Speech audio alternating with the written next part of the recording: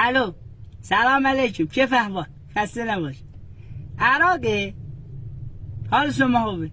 ببخشید یه سوال ازتون داشتم سلامت باش برگ ما اونجاست آها اونجا بهش میگید برگرده خیلی دلمون براش تنگ شده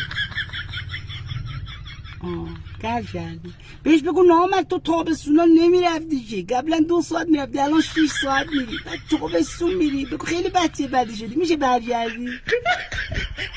عصبیه گل کرده چرا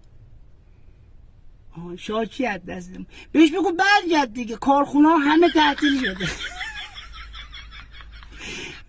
بگو بیا مغازه ها همه بسته کسی فرق نداره بگو بیا کارگرها دیگه نون ندارم بخورن میاد آره میخوام زیاد مزاحم شما نباشه دست نکنه خدا